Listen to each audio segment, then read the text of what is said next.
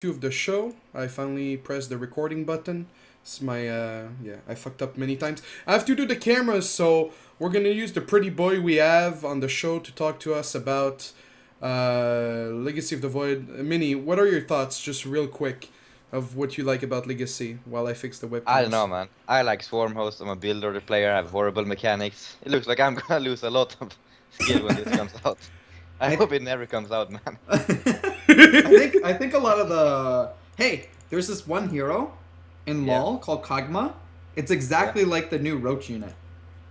Really? Yeah. So if you start playing LoL, play Yeah, Kog'Maw, and yeah. Kog'Maw's ult is it's exactly like the shot that the new Roach thing has. Really? Yes. Ah, that should be good So you practice. can practice. Yeah, you can practice while not practicing. There you go. I'll help But I you guess out. the good thing about it is like the 1 or 2 months where we have a good chance against the Koreans. Yeah, we're stuff is still not figured Yeah, out. yeah, yeah. So That's maybe what we I'm. get some build order wins Yeah, that's or what some I'm hoping for. nice the dream. Yeah. What's the unit that scares you the most in Legacy of the Void? Me? Yes. Yeah, the Cyclone, man. That one looks like bullshit. It looks like a phoenix for ground units with longer range, basically. Yeah, like I don't see how you're ever gonna survive early on. It seems like you're gonna have to open Roach every game. Are you any excited about the Swarmos, like the Locust flying being a harassing unit? No, not really. I don't think it's gonna make because they can't shoot up anyways, right? Yeah, I can't shoot air. Yeah, so it won't make a big difference, I think. Okay. All right. So let's talk about the Masters. Did you try to qualify for it, Mini? No, Okay, well, are you going to be playing? maybe. Okay. So Oh. the way the biggest gripe I have with this tournament is, and this is purely biased because I'm an NA player, obviously, is they only have two qualifiers, and previously I think they had four or so, but that's not the biggest part. The qualifiers were played on EU, no matter what. Like even if a Korean player is playing, they play on EU. So obviously that's a big fucking deal considering Bly beat Rain. Well, Bly beating a lot of players, not that he shouldn't beat, basically, but biggest being Bly beat Rain. Um, Pretty fucking stupid. And I've had a theory for a long time, and maybe you won't like this, Miniraser, but uh, before a lot of the Korean Europeans moved to Europe, they still played from Korea on like the weekly cups and stuff, and some of them had success, but it was almost always Zerg players. Mainly because I feel like it's easier to A move Yeah, as yeah. I don't want to sound like fucking too hater, No, but it's true though. yeah. So I always had this theory that Koreans playing from Korea will do better if they're Zerg compared to if they're Protoss or Terran. Because even though every race has a lot of micro, like if you fucking don't hit that force field early on when you need to, or you don't move your units quick enough, I think it's a lot more um, dangerous to play Terran or Protoss with higher amounts of lag. Solar qualified, which is, I mean, he's just the fucking beast, I guess. So it's Yeah. kind of But just the way it is. didn't think about it, but when you mentioned it, I think like maybe Solar and HuK and They won a lot, right? Back then. Armani. Yeah, yeah, they played a bit of online tournaments in Europe, That's so that's that's what I was saying. So the European Koreans started winning them once they moved, just because they're good enough that they could do that. But before that, there was a lot of Koreans that played like all those cups, Zotac cups and yeah, stuff, and they kept. But it was only Zergs. Well, like for the most part, it was always Zergs that won those cups from Korea, yeah, I mainly think so. because it's just easier with lag, especially that amount of lag. It's like fucking 300 ms or something to play from Korea to Europe to qualify. So back to my main point, just it's really shitty that they have qualifiers and then they're not gonna um, basically let Koreans play on an A against Europeans. And then on top of that, not only that, but they're doing like what is it? I think 8 people qualify, or Four, yeah. four people Or qualify, and then there's 12 invites, and it's all Europeans. All the invites are Europeans, and then it's all played on European server. So even Solar is gonna have to play from Korea in his group matches, round of 8, round of 4, round of 2, and I just feel like it's really, really stupid the way they do that. but some of it is offline though. Is it? Is it Yeah, like like the at like top 4 or something? top 8, I think. I'm not sure. Wait, let me see. It probably says in the info. Yes. Yeah, I'm looking. I can't really find it, I but I can't think either. it's top 8. To be determined, it says. Yeah, I don't see it. Yeah, it's top 4 or top 8. It's not. They're not Yeah. gonna fly 16 people out. No, it's gonna be top 8 because it'll be like the top 2 of each group. Yeah, that would make sense. Yes. Yeah. Logic. So he has to make it out of groups, I guess. But I just think it's really stupid the way they do this. There's enough tournaments that, I mean, for how big it is too. It's a lot of money. It's how much is the total prize pool? Yeah, that's a lot. $20,000. That's like Yeah. it's almost a legitimate fucking like land tournament, like comparable to actual lands. So I just think it's really stupid at this point that they're gonna continue, because this has been a tournament that's been pretty frequent. I want to say at least yearly based. Yeah, it's third edition, I think. Yeah, season 3. Yeah. And it's pretty big. It has a major sponsor, that's McDonald's. They're willing to fly people out for the round of 8. Why make it 12 Europeans invited? Why make Well, it? there's a Korean in there, Stardust, But he's a European. yeah, it's a European base. Yeah, I understand. And then also to all have to play on European server, even if you're from Korea. I mean, it's just ridiculous and stupid. And some of the invites are questionable. Meaning, maybe you disagree, but inviting Morl is probably not. The... Yeah, it seemed like But he's they're a Swedish. bit odd. Yeah, but he's yeah, Swedish. yeah, I know, but that's the invite- problem that you run into when you do invites. Is there's always the organizer's always going to be a little bit biased. Yeah, Yeah. That's why I'm very much not liking this tournament. I think Marl is actually pretty decent. Yes. But there are way better Europeans to invite, and I mean, I think it's pretty clear that I don't know. I just feel like this tournament, for the amount of money that they're willing to invest with a big sponsor like McDonald's, with having a good caster like Nathanius, there's so many ways to make it better than how shittily they're making some of these decisions. And it's- I mean, it could still be European bias. They can invite 8 players from Europe, 2 from NA, 2 from Korea, but like the cross server rules are really shitty. Some of the invites are going to be really shitty. It's just stupid in a lot of ways. Yeah, like the only thing I could think about first was maybe they didn't want to pay for the flight from NA, but then they could put something like, we'll only cover this much. Yeah, and people would still be able to. And I'm fly pretty sure like they would get more viewers from Of course. NA players that are famous. Like maybe If you have you like and Scarlet would pull more viewers than Happy and Stardust, you know, and that's yeah, and a Korean, like inviting MKP or inviting Flash or Parting. yeah. Like one or two, like I understand it's a European event, but at the same time, I think it's insanely stupid to fucking make like in the server rules to the invites to the number of people that can qualify.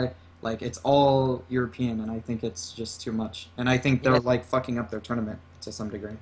I think it makes sense to have more Europeans, but they should also have some North Americans. Yeah, I think that would exactly. bring them more viewers. Yeah. Yeah. And their land finals is not. It's in the office in Sweden, so it's not the super big venue. It's really nice though. They increased the prize pool and like they gradually went up because they're very invested into the CS:GO scene. So it's still nice that they give StarCraft love considering all things. But yeah, the invite thing is like, it feels like a cop-out solution. Just like, we'll just get a bunch of people and it'll be cool. But it's not always fair. It's not always the best outcome with viewership. So yeah, that covers up Frag Master. Today, by the way, Kung Fu Panda qualified and sort of. And yesterday was Bly and Solar. Yeah, like fucking Bly beating Rain. Like that would happen that's- 1 out of 100 times out of LAN, but because it's cross server, and it's Bly and it's streamed. Yeah. Do you want to discuss the Aligulac rating problem while we're at it? I mean, it's not a big deal. It's one match, and I don't think Rain gives a shit about his Aligulac rating, to be honest. I mean, Aligulac rating is a great site, and it has a lot of great aspects to it, and I think overall it's a very good measuring system. But when you have that like British guy, I can never remember this fucking Orc. guy. Yeah, who has like he's like one of the top foreigners according to Aligulac, only because he only plays like really shitty other shitty players. So he like pads his stats. That's I mean it's stupid, but it's not a big deal. Who gives a shit about Aligulac at the end of the day? Yeah, like if you're already a good player, I don't think you care that much about the league, like. Yeah. But I guess it must be frustrating for Rain.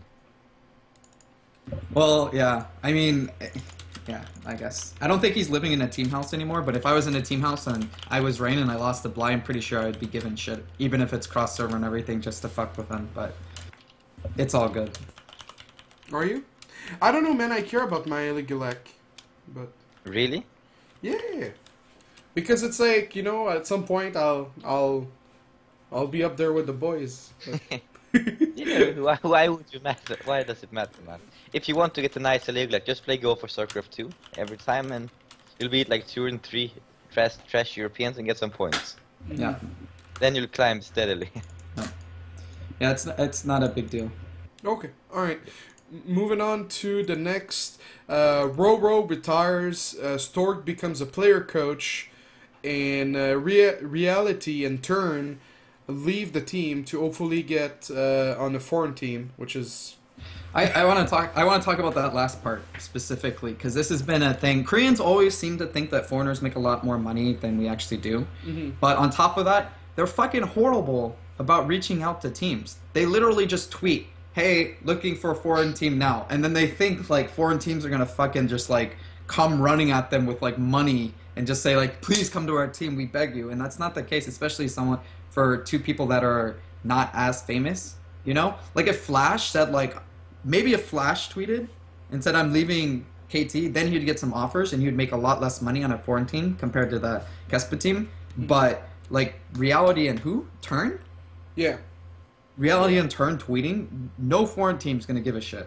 Or it's going to be like some sketchy-ass team that's like, "Yeah, we'll recruit you and we'll pay you like Love your girlfriend. Yeah, exactly. And we'll pay you $6,000 a month. Just you got to wait a few months for it." Like, that would be the only teams that do that. So...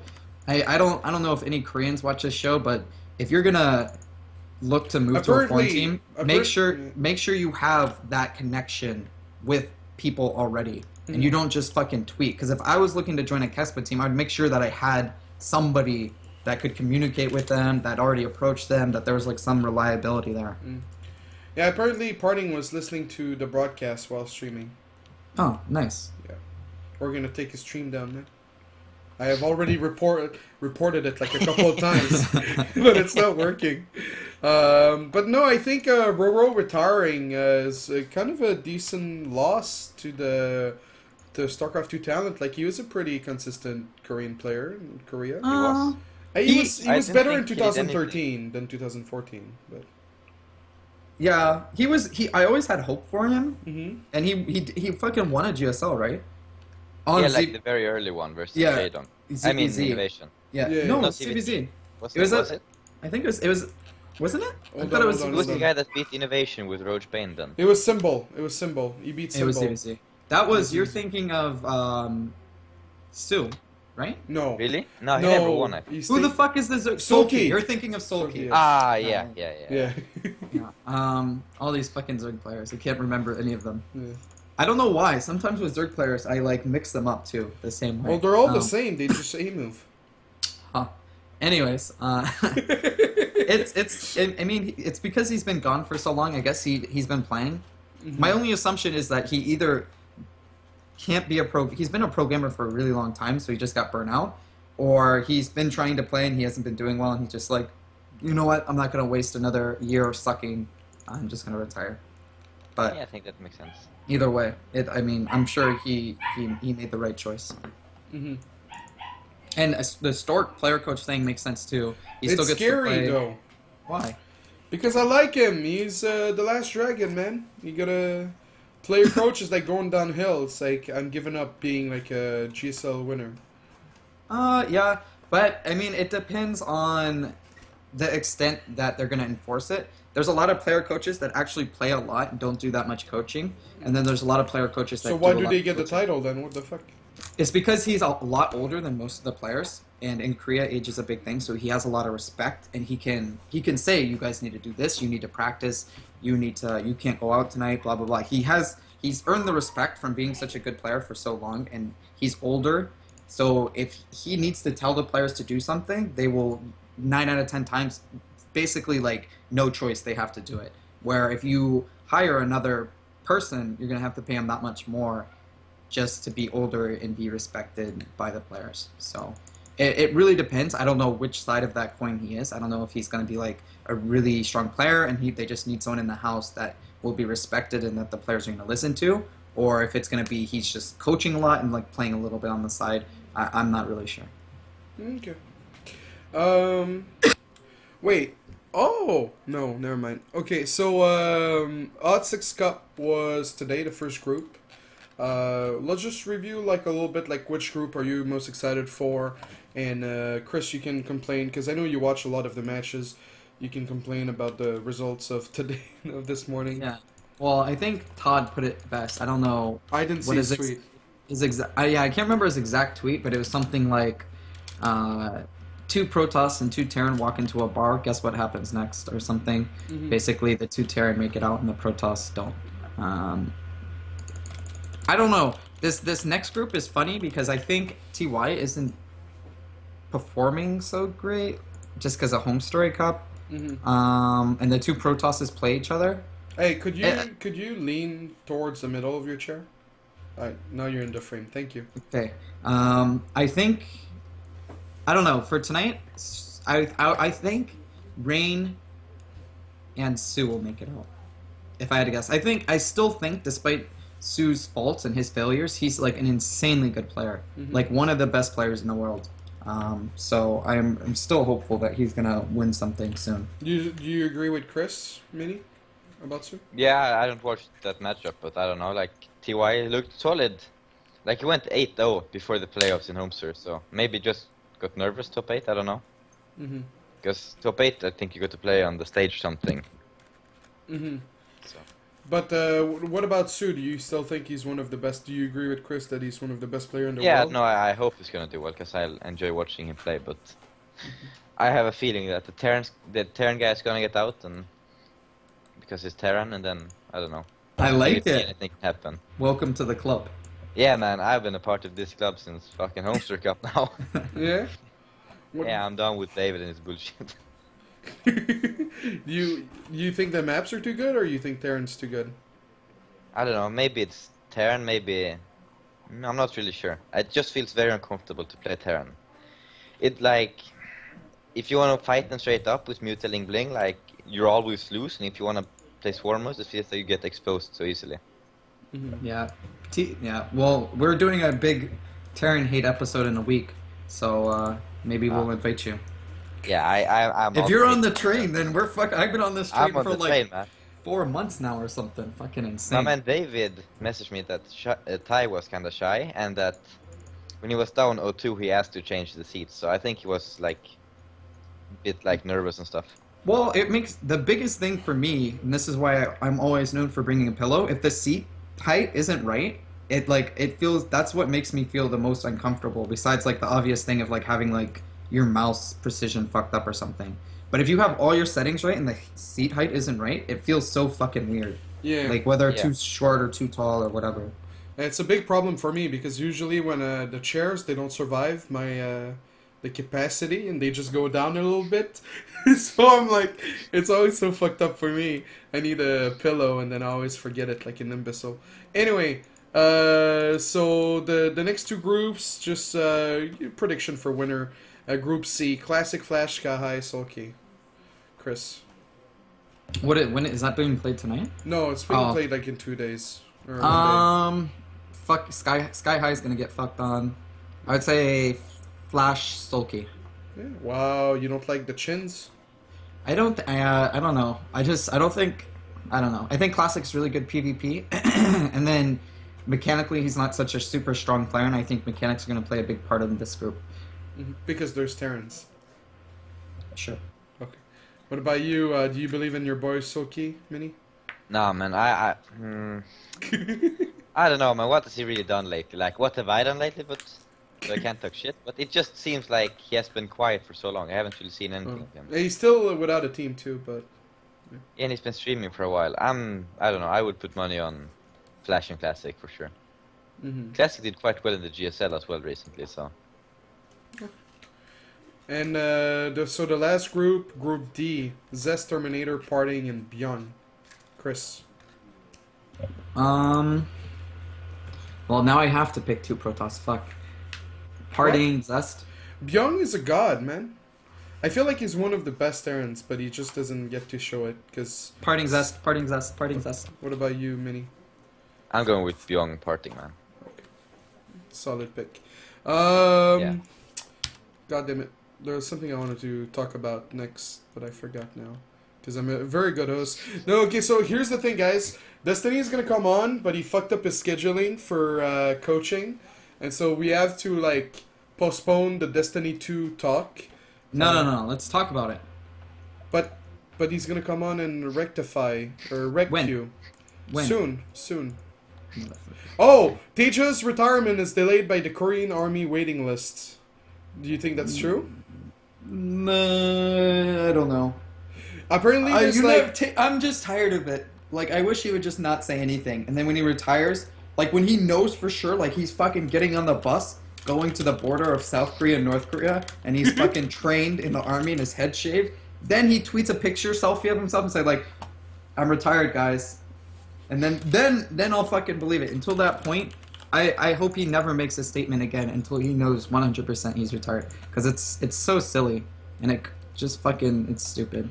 I really hate players that do that like fake, like fucking Stefano, like either retire or don't retire, but stop like walking the line. But you think he's like doing it kind of on purpose? Like he's just very emotional when he tweets like, okay, I'm done, I'm tired, and then he's just like. But he does. I understand if you just lost and you really practice hard for a tournament and then you're like, fuck, man.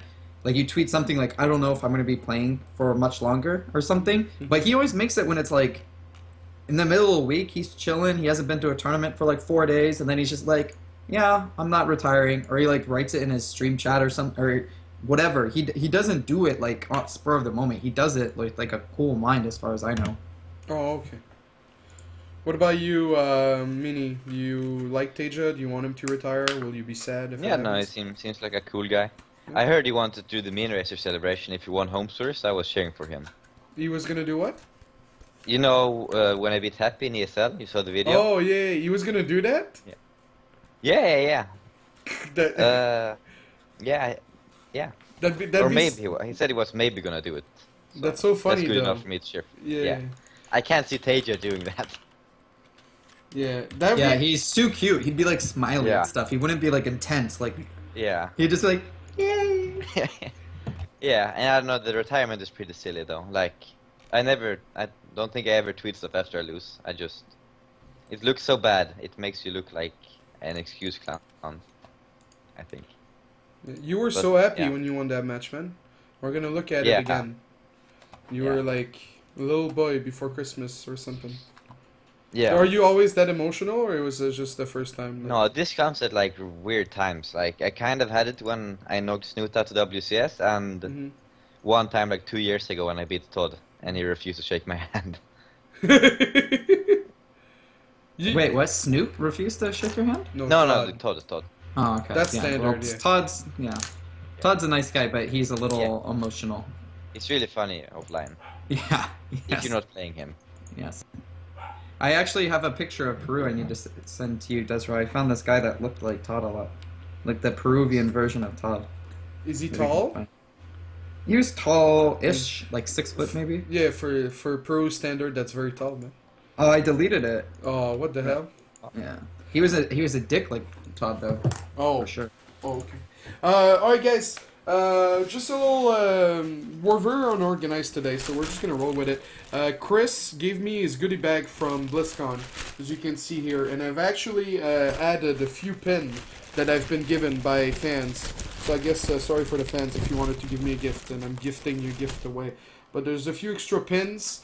So the HuK goodie bag of BlizzCon, we'll be giving it away next week because I totally didn't think of a way to give it away today. Very unorganized, but just be excited for next week. And also, what we're going to do next is your viewer questions. So I'm going to go on Reddit, I'm going to go on Twitter. It's not too late to ask your questions. We're going to do the questions now, and hopefully after that, Destiny is done beating up a student. And we'll talk about Destiny 2, and then we'll be on our merry way. So let's start with the viewer questions on Reddit. Let me get to it. Chris, were you sad that you had to part ways with your goodie bag?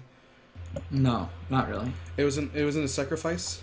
A lot of people really like them at BlizzCon. That's all I know but for me personally, I don't know. I wanted to put my coin in the Hearthstone. Oh yeah, I did. Whatever. Yeah. I didn't do that, but then I thought like, would the viewers like it more if I did it for them, or that they just gave them the coin? Because maybe they have it every year or something. I'm not sure. So I just left it. Oh yeah, that'd be cool if it'd be usable next year. Yeah. What was in the mini bag thing? Oh, okay. Let me show you. So there's a little. No, I can't. The stream isn't opening for me, so can you just tell me? It's kind of like what's in a little like a fucking WoW thing, a goal. You have a bracelet that's Ord or Alliance. You have that one I opened for myself, not with HuK's one goodie bag. An Archon ball. It's a super ball. You know, like the balls you throw on the wall and they bounce super It's a far. bouncy ball. It's a bouncy bouncy ball. Yeah, bounce. It's an Archon. It's super cool. It's made in China, so it's not that special. But then there's the Hearthstone coin. It's just a lot of like little things like that. Yeah. There's like a doll, like some kind of doll thing. Yeah, from the and there's pins. There's like Kerrigan, Nova, you know, Illidan, like just pins that you can pin on your shirt. That's from. So yeah, just a bunch of little goodie stuff. It was pretty cool. Okay, so the viewer questions. Get Miniraser to share as many Home Story Cup stories as possible. Well, we already had the peeing one. Do you have anything else? Like, there's so many good stories, but like this can't be told on stream. Like, some of them aren't of me either. So like, I can't just share what other people did, you know. Mm-hmm. I'm trying to think of something fun, but I don't know. Like, Parting went bananas last night, man. He was crazy. Yeah. Did he get to the point where he puked, or it was reasonable? No, I didn't see him puke, but he was up and down, man. He was crazy. Yeah, he tried to dance with me too. He was like humping me or something. It was weird at BlizzCon. We tried getting Patreus to drink, and he took about half of a Red Bull vodka, and then he went home with QC instead. So. Wow, that party animal is real. Yeah, we tried so hard, but it didn't work. Mm-hmm. Alright, this question from Reddit. Did you, HuK, desRow, learn something new from Parting's matches at Home Story Cup? Did you do something that other protos usually don't? Or was it just his execution that was more crisp than the other players? I would say take more risks. I feel like he played like very risky in a lot of games.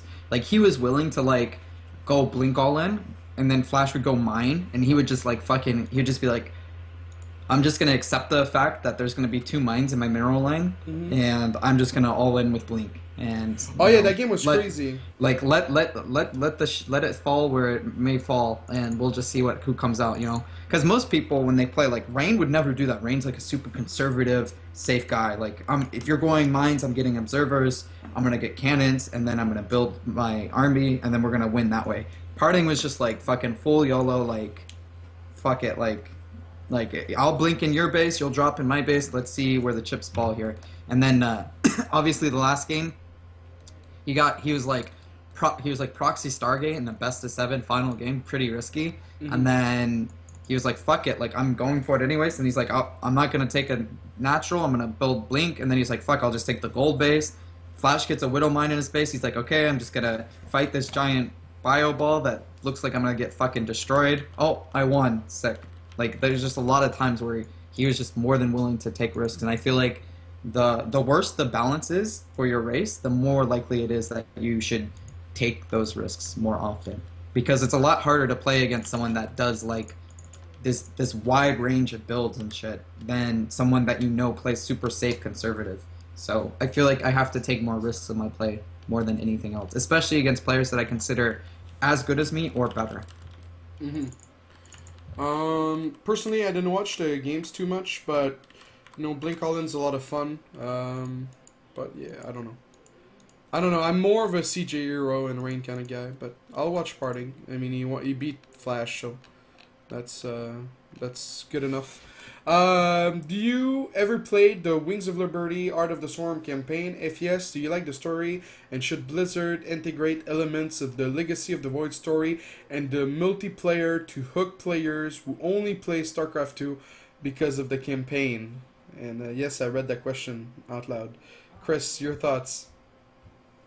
Yeah, I played both campaigns. I enjoyed them a lot. I feel like on top of that, people like watching the campaign too when you stream it. I'll probably, when the new campaign comes out, I'll probably replay Wings of Liberty one night, beat it replay HOTS, beat it, and then hopefully the third night Legacy of the Void will come out and I'll play it and beat it. I enjoyed it a lot. I think streaming helps make it really fun, so I hope everybody watches me play it.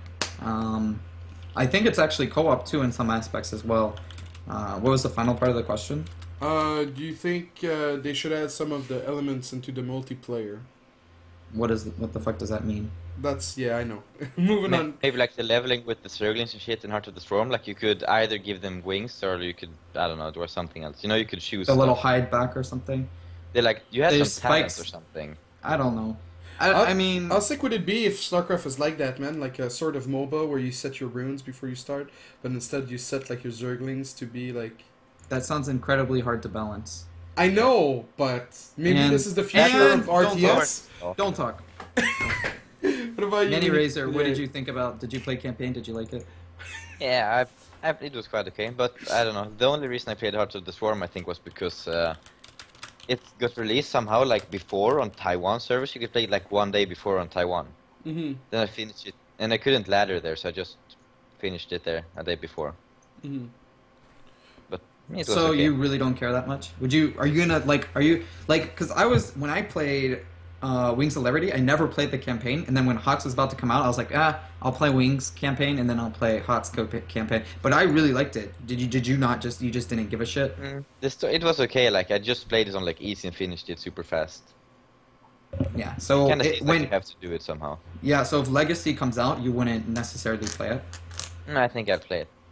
Eventually, or like as soon as it comes No, out? straight away on easy and finish it in like a day or something. Okay. Yeah, personally, I streamed both. I was salty because Tyler streamed Art of the Storm first because he played on Taiwan, and I didn't know. So I woke up late. I'm like, oh my god, people have started. I'm late. But no, it was a lot of fun, man.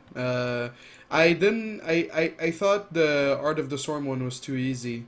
Like the queens, they like the larvae spawn very quickly and shit, and it wasn't as hard as the Wings of Liberty one. So.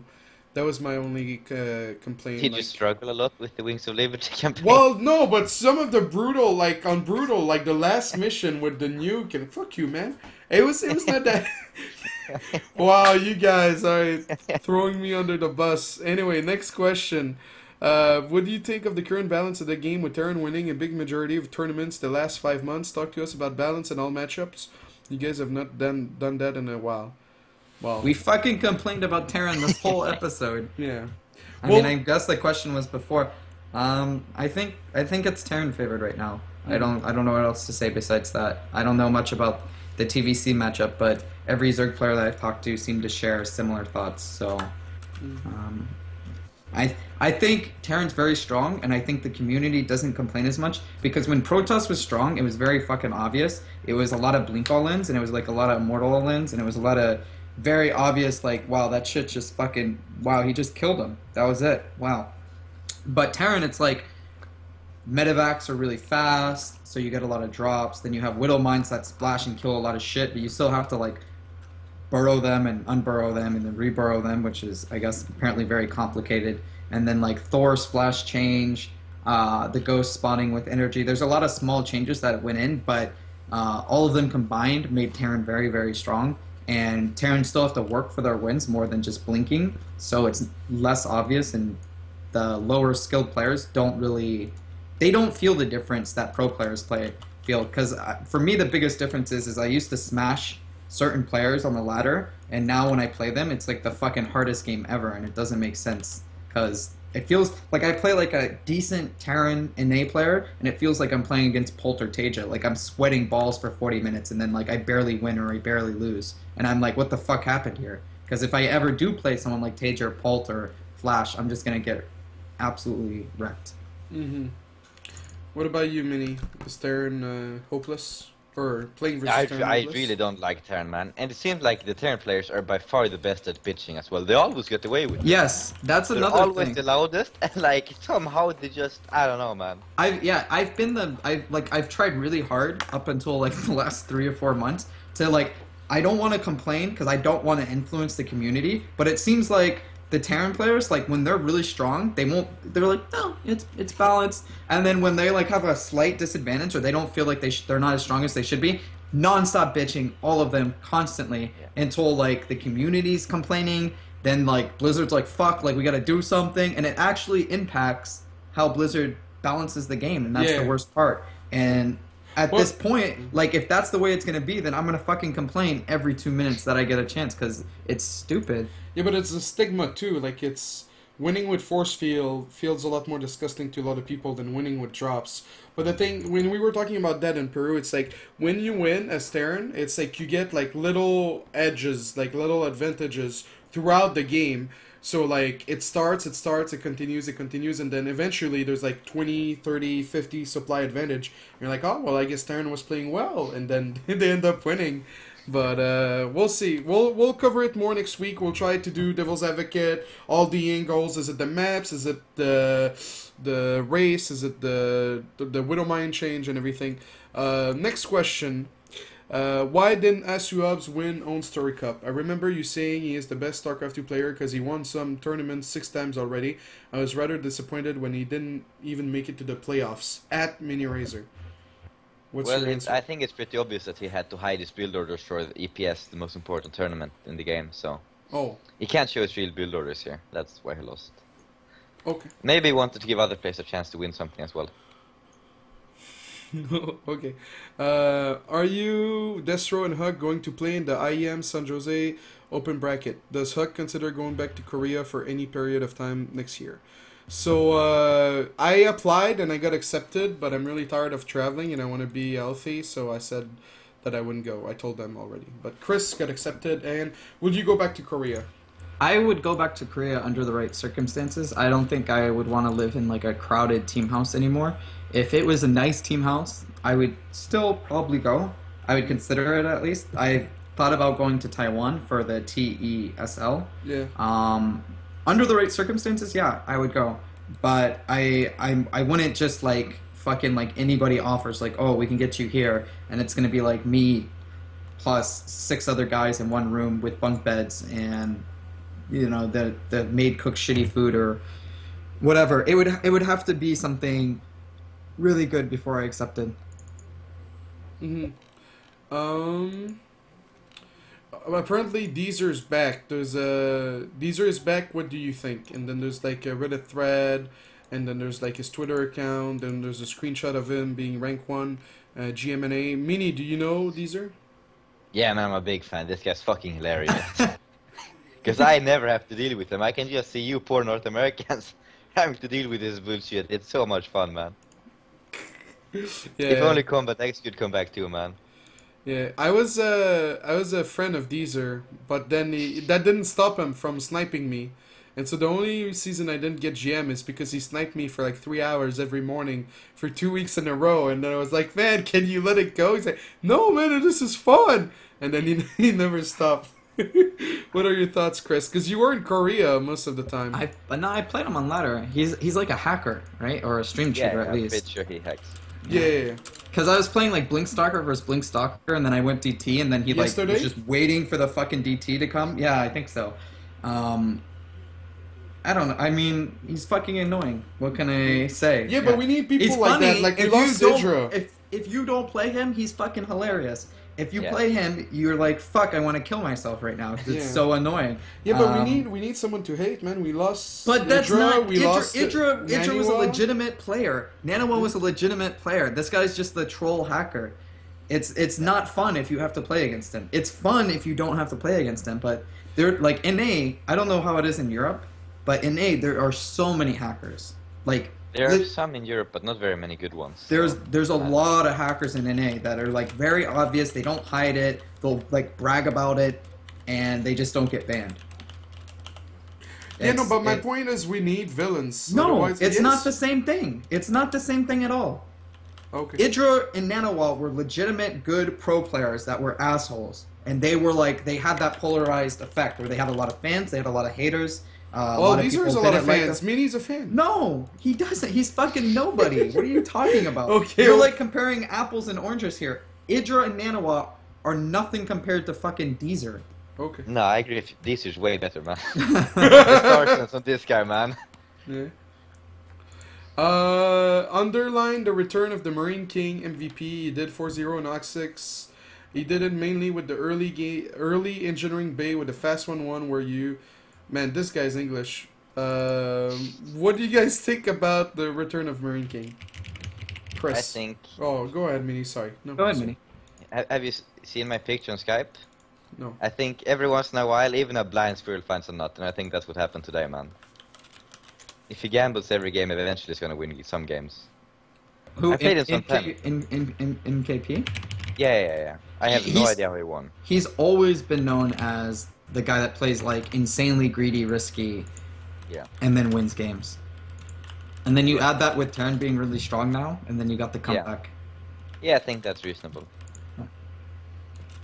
Oh, by the way, some people are struggling to load Twitch, so do not refresh. I'm doing a local recording, so this discussion will be preserved through the ends of times. But so yeah, just don't refresh, and that kind of sucks. Alright, moving on for more questions. I'm going to Twitter, so don't post on Reddit anymore, unless you don't want your question to be asked. Or you want your question to not be asked, yeah. Alright. Well, since HuK is crying so much about Terran, what change would he wish for? I wouldn't want to like nerf them into non-existence, but taking it slow and steady, it would be easily done. Just right now, like the first step I would do is revert the Widowmine buff.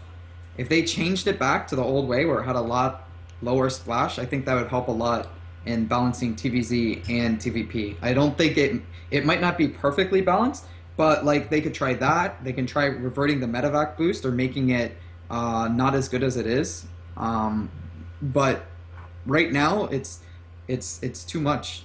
Terran's too strong. Not something. I don't know. What do you think, Minnie? If the Widowmine buff was reverted back to the old way, where if they burrowed it in your like mineral patch, maybe it'd kill like 2, 3, 4 if they were really clumped, but it wouldn't kill like six banelings in one shot or 12 banelings in one shot. I think the Widowmine patch would help a lot. I mean, if they reverse it for Surge at least, I think that would make a big difference. Yeah, I like something small like that might be enough. But it has. You gotta like. I really don't like if they just like made a bunch of changes to Terran, because then maybe they would be weak. But if they just did that, that would help a lot. As is, just that small nerf. Yeah, and also like they will still have the Hellbat thing, which is pretty good for them. So. Well, yeah, they have a lot of things that are still very good, but you gotta keep the Terran players off crying too much. Yeah. Next question: what Blizzard could do to increase the popularity of StarCraft 2? Okay. I mean, that's such like a vague question. Yeah, I know. I like make a $5 million tournament at the end of the year. StarCraft is popular. Like I don't know. Is that what it takes? Yeah. Are you kidding me? If they had a $5 million tournament at the end of the year, that'd be insane. But then only the Koreans would be winning the money, man. But it'd still be $5 million. I can't argue with money. Alright. What the fuck? What hair product does Miniraser use? Can you suggest me a good place to get a haircut? From you, Thermal, on Twitter. From our Thermal, I don't know, man. I don't think he needs a haircut. It looks fine the way it is. Do you use gel? Do you use wax? I use wax. Nice. Yeah. Is it a Swedish brand? Yeah. Okay. Alright. There's a difference in balance at the top of the game and below that. How can this be changed? HuK. What was the question again? There's a difference in balance at the top of the game and below that. How can this be changed? I don't think it necessarily can be changed. The thing is with RTSs, they're a lot harder to balance than a lot of other games. Just because for the most part, people play they have like a main race and they play that race more than the other two. Where, like I've said before on other shows, when you play a MOBA like LoL or Dota, you generally play a certain number of heroes, and everybody can play a certain number of heroes, so you're not just stuck to one thing. So it's a lot harder to balance. And then there's certain mechanics in StarCraft 2 that are easy or hard, like A-moving with a bunch of Roach Hydra in Bronze League is a lot easier than Protoss probably hitting Stalker Colossus and having to force field perfectly in Bronze League. But then once you take it to the highest level and you have Roach Hydra with no Vipers and you give a pro player Stalker Colossus with force field, the guy with Colossus in the force field is going to wreck the Roach Hydra 9 out of 9 times, or 9 out of 10 times. So it's really there's pretty much no way to balance it perfectly from the bottom to the top. I would say if you're a lower league, pick a strategy that's really good for your league. Like a 4-gate all-in might be really strong in Bronze League, and it sucks at Grandmaster level. But you just got to pick something that works for your league. IMO.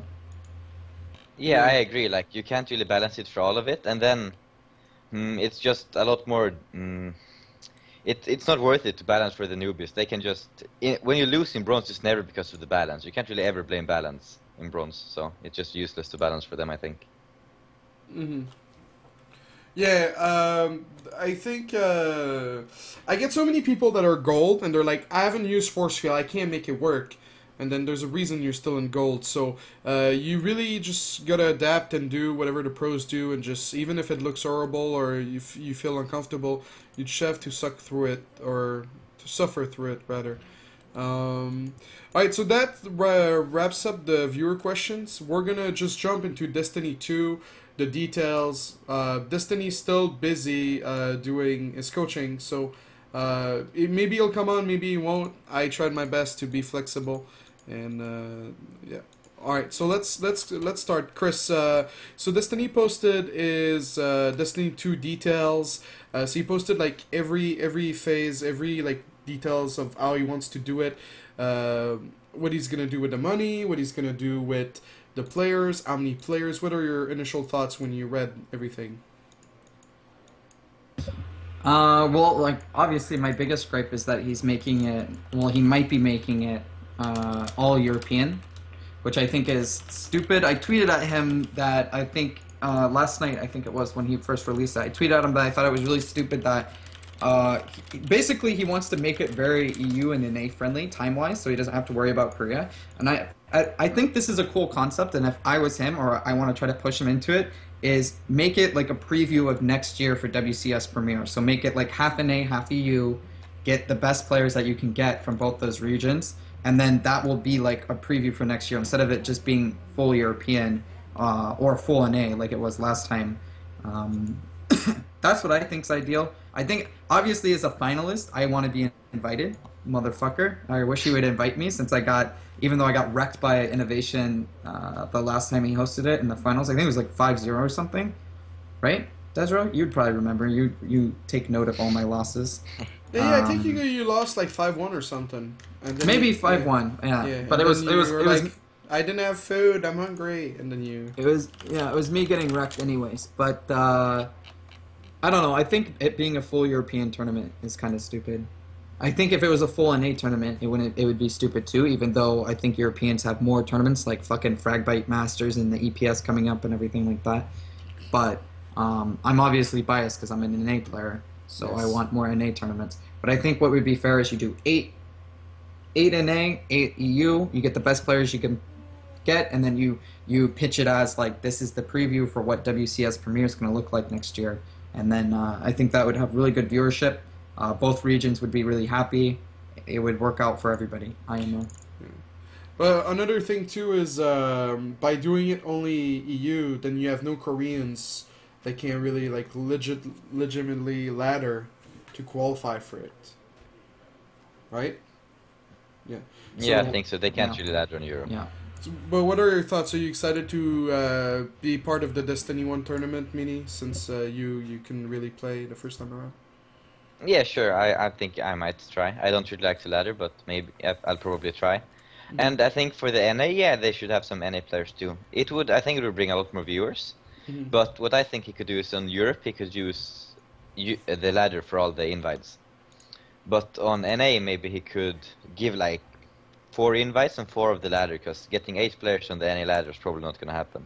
Yeah, NA ladders works different just because a lot of the best NA players don't ladder on NA, but all the best European players ladder on EU.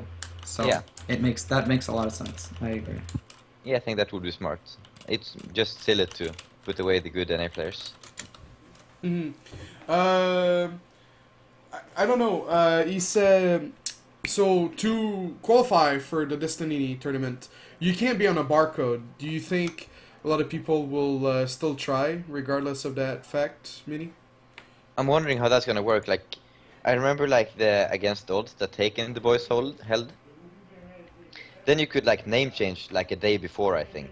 I wonder if it will be the same here. If that's the case, then I don't care, but otherwise I think it would be a bit stupid. Yeah, I don't know. It's he wants to do it like late January, early February, and that's already gonna be in the WCS season if we compare it to this year, because it started in January. So that's gonna be a tough sell because WCS is a lot of money. Obviously, the Destiny tournament is a lot of viewership. The first viewership had something like 27,000 peak for the viewership. Chris, did you like read everything when it came to like personal profit and the budget side of it? Not really. I skimmed through it basically. Why, do you have something you want to say? I think it's more upfront than the first time around, so it's definitely better. He wants to allocate money to do marketing, so maybe like pay Well, lyric. if he wants to fucking do that, he should have came on this show. That was an easy way of marketing your tournament for free. Oh, all right, hold on. Let me tell him that. I think that's smart. I think it's really cool that he's doing that, not only for his tournament, but for like the community in general. Because there's a lot of people that constantly ask me like, "Hey, I'm 16 and I want to run a big tournament like DreamHack. Can you give me the contact information of the DreamHack guys so I can figure out how I can do that?" What the fuck? And I'm just like, dude, like you have no idea what the fuck happens. Like try running like a 24-hour stream marathon and not having any problems on your own personal computer. And if you can do that, then we'll talk about like maybe the next level. But it doesn't work like that. And you know, I've had people like say like, "Hey, how do I get in contact with sponsors and blah blah blah." But by him releasing everything is really cool. It's basically going to be like, you know, when he did his like protect yourself from DDoS guide, it's going to be something like that. Like if you want to run your own tournament, these are the things you need, these are the steps you need to take, and it'll be like for anybody to use actually. And but you know, I think one thing that I guess disagree when it comes to like to the profit and everything is he doesn't want to run ads, which I feel like it's very easy money. But then again, like he's using music made by his fans, so you don't want to like destroy the music by running ads over it. And then he doesn't seem so interested to sell shirts, which I feel like is a great way to get some branding and stuff like that. But no, what I was saying about the marketing part is he wants to pay like someone like Lyric or Phantom Lord to host the tournament, which you know, I think it's safe to say at this point that if he does that, then maybe Destiny is the savior of StarCraft 2. Because if we do get new viewers to watch the game because of his marketing budget, then it's just it's a great thing. So what are your thoughts, Mini? I think it seems like a fine idea. I don't think it's going to make too big of a difference, like to the scene, like you make it sound like. What? You never know, man. League of Legends is going to be the new dead game. StarCraft's going to be carried because Caseytron hosted Destiny's tournament for one day. I don't know, man. But yeah, sure, it will help a bit. Yeah, of course. I mean, you never know, like, because I feel like StarCraft 2 is one of the easiest games to watch in esports. Like, because CSGO, you sort of get, like, not seasick, but it moves so much around, and the first-person view is a little bit more harder to understand than just watching, like, two armies shit on each other, and you see the blood and stuff. What other details? So he wants to market that. The potential sponsors, I thought it was really clever. Just use stuff that he wants to go for Delta. Chris, do you like Delta? Delta's okay. It's just I don't think it's gonna happen. Yeah. The fucking airline, right? Yeah. That's like he's like the 16-year-old with the ambitiousness. I mean, if he landed Delta, I'm sure that wouldn't be like a huge deal. It isn't like Delta's gonna be like, here's fucking $2 million. Let's get this shit going. But as is, Delta, I mean, I don't ever see anybody from Delta's marketing team being approached by Destiny and being like, wow, this is where we want to go. I mean, the thing is it's esports is growing, and at some point, someone always has to make that breakthrough. Whether it's with EG with Monster or Riot with HuK or whatever. Those things do happen. I'm just saying like he better fucking like do something amazing. He better be willing to get on his knees or something, send some dick pics because it's fucking Delta's a huge company, and I don't see like the necessary correlation between esports and an airline to make it really necessary. But maybe I'm wrong. If he landed Delta, that'd be amazing. Yeah, for sure. I don't know. My experience with Delta was like a half-frozen ham sandwich when I went to Korea. I didn't like it so much. But no, so he wants to do Delta. He wants to do like an internet company that he uses. Those two are very like ambitious. Otherwise, he wants to go for Intel, Blue, which do the microphone, the Yetis and the Snowballs, Ting, which already sponsored Total Biscuit, and Sennheiser, which I'm using, and he's using, and he's been using that for a very long time. So that's cool that he wants to expand. And one thing we haven't talked about is Indiegogo, which by the way isn't released yet, is $13,000. So it's like more than double what he previously raised. Mini, do you think he's going to achieve that? Also, he wants to get donations for this tournament. Donations, what do you mean? Oh yeah, no, it's like a crowdfunding, so it's donations, yeah.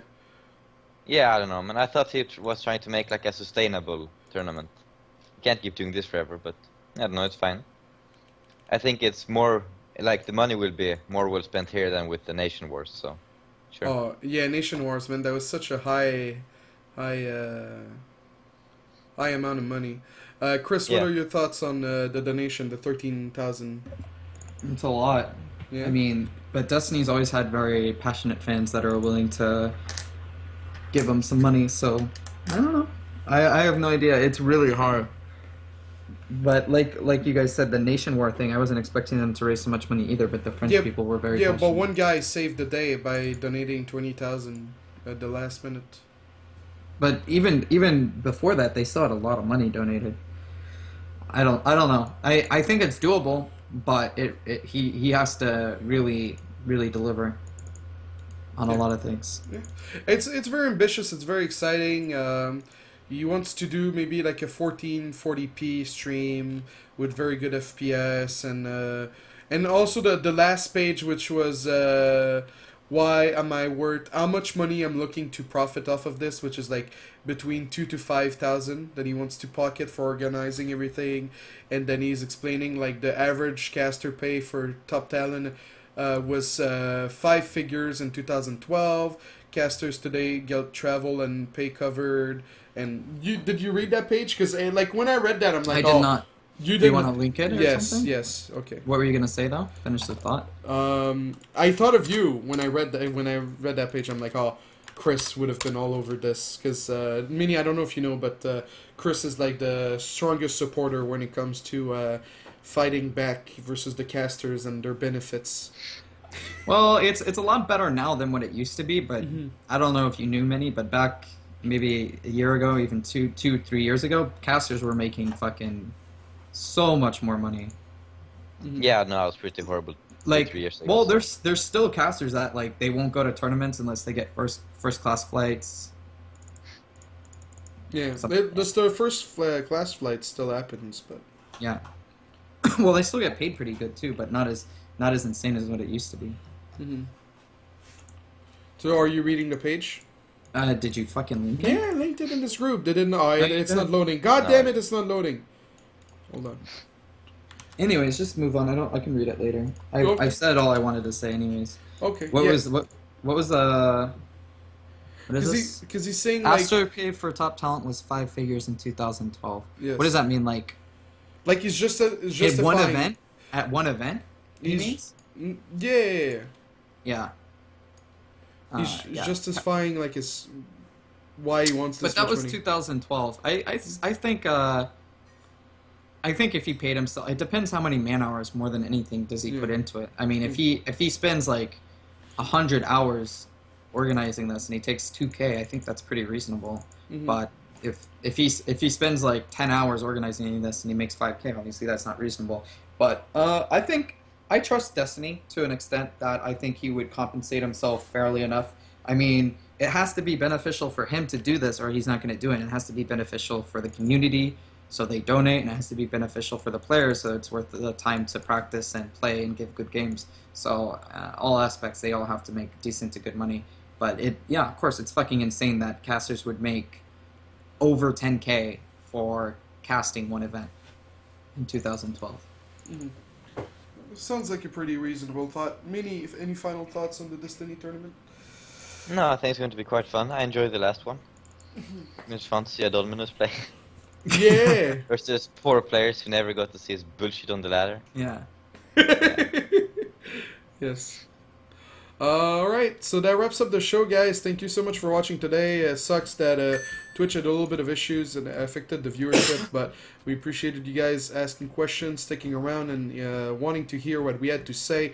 Mini, what's up for you next? Is there a tournament you're going to be at anytime soon in Sweden or elsewhere? No, not that I can think about. No. Or are you going to be streaming? Just. Yeah, I will be starting to stream. I think 1st December. I'll be starting to stream a bit. You're going to be on Azubu, right? I don't know, man. Alright! Maybe.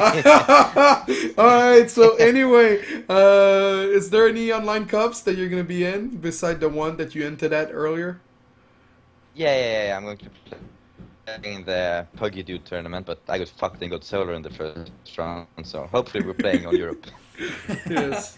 And we can make some magic happen with play, man. Yeah, I think that's it. Mm-hmm. What about you, Chris? Well, next I'll be playing in IM San Jose open bracket. Other than that, I'll probably stream right after this in like 2 minutes or so. Okay. Will you want me to host you? I mean, you can start a stream and I can host, and you can go do your. Okay, you gotta give me like Okay. Okay. But anyway, so yeah, for me, I just, been, I think my trip to Peru is one of my best. It comes very close with 10 days in China and all the fun that was had there. Sounds like a fucking movie, 10 Days in China. Oh, 10 days in China, man. It was the thing. It was really cool. Anyway, but no, Peru is amazing. All the people I met, all the Latin America people that work on Copa America. I'm excited for next year. Hopefully I can qualify or do well or perform better. I have nothing coming up next. Like I said earlier, I was supposed to go to San Jose, but I want to focus on my health and I want to focus on staying home and streaming and so on. But guys, thank you for watching Remax. As always, you can buy a shirt at desrowfighting.tv/store if you want to support the show, and eventually we can pay off these overlays and these beautiful graphics with the profits of the shirt. And after we pay off the graphics, we're obviously going to buy cocaine hookers and go party in Vegas, me and HuK. But yeah, guys, thank you so much for watching the show. We'll see you guys next week with a big episode whining about Terran. Talking about Terran and discussing all the angles and details. So guys, thank you again for watching and have a good day.